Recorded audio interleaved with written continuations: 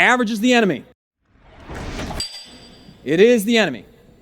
And what is average? Well, let's look at what average is in America. Okay? Average in America is 80% in debt, 73% overweight, and 50% divorced. I mean, with odds like that, the divorce attorneys are like, thank God. And I used to never understand, like, I've been in rooms with people, they're making $20, $30 million a year for 10, 20 years.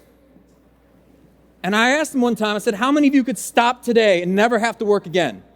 And in a room of 30 people, only 3 hands went up. And I thought, how could this be possible? How can you make $30 million a year for almost 20 years and still have to work? Well, then I learned they're on the second or third wife, and they keep dividing. The net worth continues to shrink because they meet a 19-year-old and they think, but she loves me. So here's the good news. We're going to have a couple divorce lawyers on stage. If anyone's contemplating, we got you. Okay? And look, this is just average in America. I'll tell you another thing about average. Average does not have options. If your car breaks down, your day is ruined. One bad month or one case that doesn't go your way, you can't meet payroll.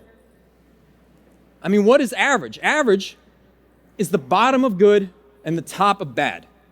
That's by Horst Schulze. He's the founder of the Ritz-Carlton. Now, I want to be clear before anyone gets offended. It's actually probably too late.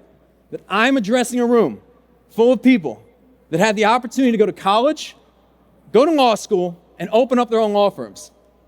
So I got to say at this point, your success is on you. Okay?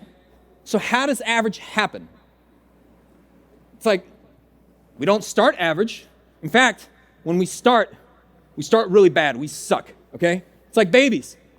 This baby sucks at walking. So the baby crawls, okay? Like, no one is born a great trial lawyer. You don't pop out Mark Lanier. And I tried to find a photo, but we couldn't find one. In fact, when we start, we're typically full of ambition, and we're really bad, and then we start to get better, and then we reach the point of average on the bell curve,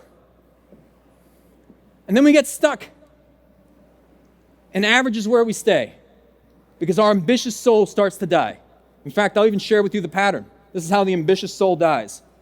You start by getting stuck, then you get frustrated, then you settle, and then you justify it. You become a victim of circumstance. And you know what this leads to? Leads to a life of settling. Yeah. Don't love the relationship you're in, but don't love the shape that you're in. May not even love the money you're making, but You begin to turn into our friend mediocrities. Good enough. Okay? Just as long as they give you the Netflix and the football and the Game of Thrones, you'll give up your dreams. Just give me those things, please. So here's the thing. I'll give you another one to write down. You either get paid for decisions you made years ago, or you pay for decisions you made years ago.